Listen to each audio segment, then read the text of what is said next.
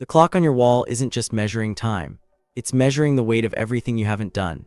It's 5 p.m. The sun is beginning to cast long, orange shadows across your desk, hitting the screen of your laptop, which has been sitting in sleep mode for the last 3 hours. You can feel the heat of the device through the desk, a silent reminder of the report, the email, or the project that was supposed to be finished by now. But instead of typing, you find yourself staring at the dust motes dancing in the light, or worse, you're 4 inches deep into a social media feed, looking at the lives of people you don't even like. Your chest feels tight. It's not a sharp pain, but a heavy, dull pressure that makes every breath feel slightly incomplete. You tell yourself you'll start in 10 minutes, just 10 more minutes of rest. But this isn't rest. True rest feels like replenishment. This feels like being held hostage by your own nervous system. You aren't enjoying the video you're watching. You aren't even really reading the posts you're scrolling through. You are simply performing a digital ritual to drown out the screaming silence of your own guilt. This is the hidden tax of the modern mind. We call it procrastination, but that word is too sterile. It sounds like a clerical error in a spreadsheet. What you're actually experiencing is a biological clash between who you are and who you think you need to be. You've decided that you'll just try again in the morning, but deep down, you know the morning will bring the same heavy air, the same static in your brain, and the same paralyzing fear of the first sentence. To understand why your brain is doing this to you, we have to stop looking at your calendar and start looking at your biology.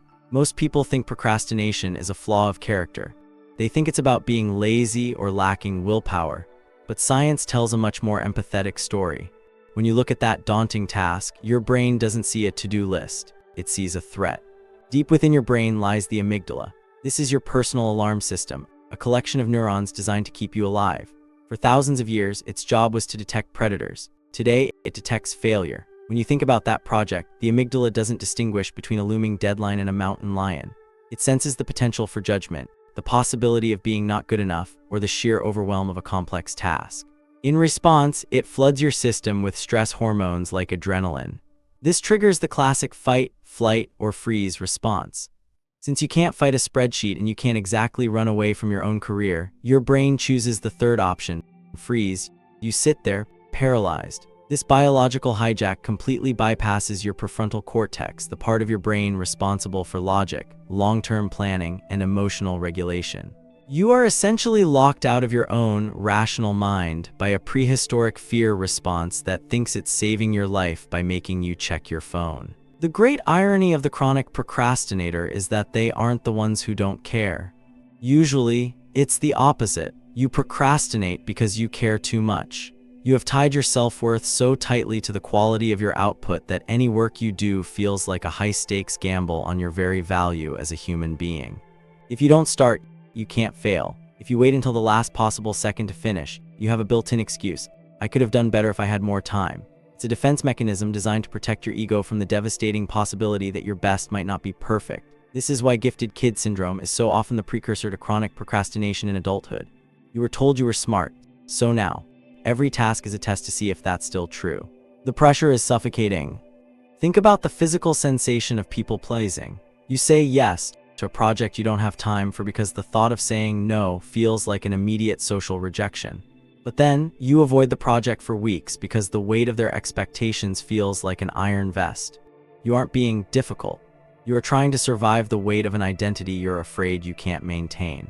If this feeling of being stuck in your own potential is something you battle every day, you aren't alone in this digital wilderness. Drop a comment with the word resilient if you're ready to stop blaming your character and start understanding your brain, and subscribe to join our community of deep thinkers. Psychologists now understand that procrastination is actually a form of mismanaged mood repair. When you avoid a task, your stress levels momentarily drop. You feel a tiny hit of relief. Your brain sees this drop in stress and thinks, hey, that worked. Avoiding things makes us feel safe. This creates a powerful dopamine loop. You are accidentally training your brain to see avoidance as a survival strategy. But this relief is a lie. It's a predatory loan with a massive interest rate.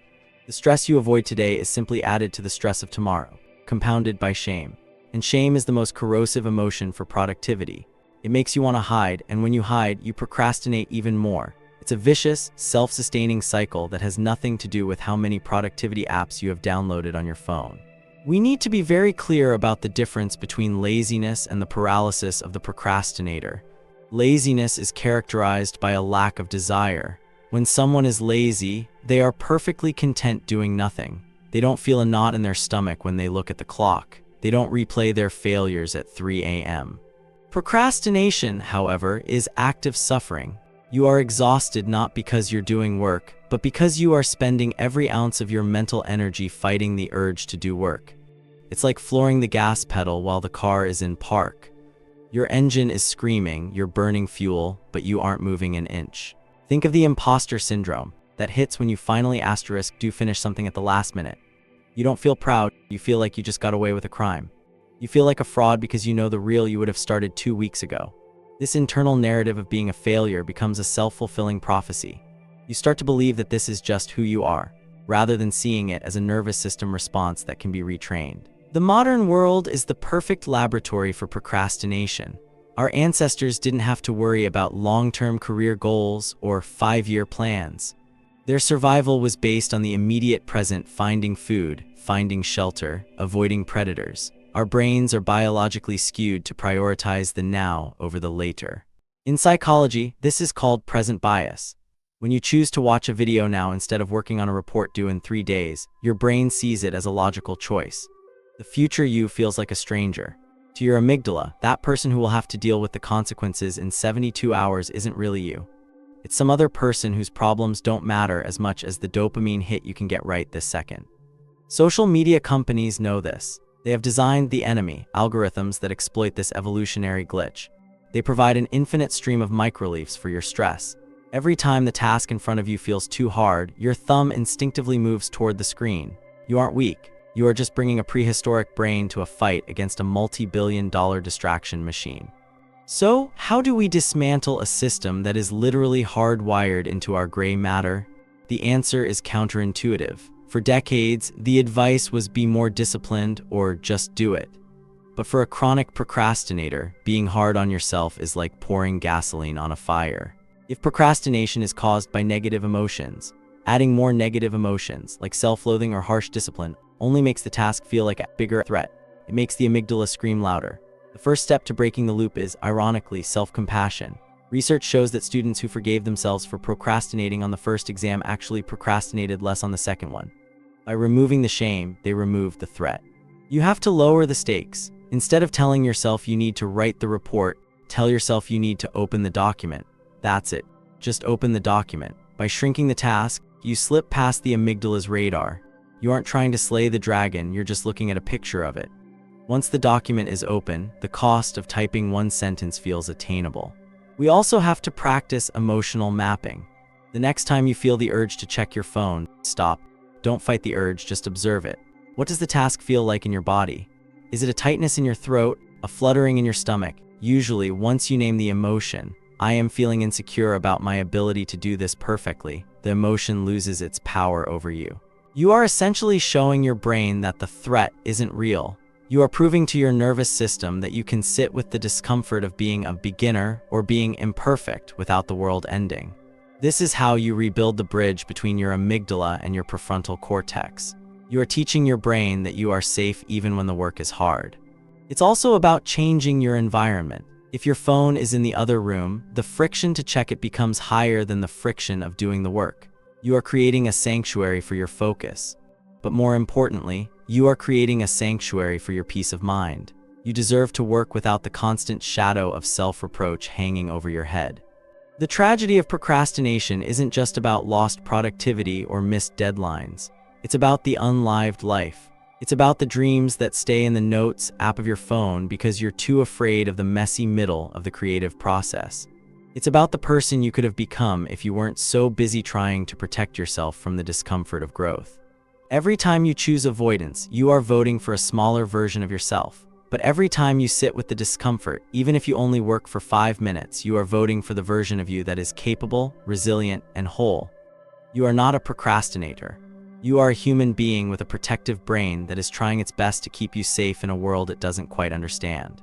Tonight, when the sun goes down and you look at your to-do list, don't meet it with a whip, meet it with a breath. Remind yourself that you are allowed to be not quite there yet.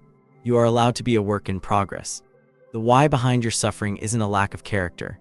It's a surplus of fear, and fear, unlike laziness, can be healed with a little bit of understanding and a whole lot of grace. The real question isn't whether you'll finish the work. The question is, will you allow yourself to be human while you do it? Because the moment you stop fighting yourself is the moment you finally start moving forward. Is the feeling of being stuck actually a sign that you're solving the wrong problems with a mind that's built for something else? Leave your thoughts in the comments. I'll be reading them.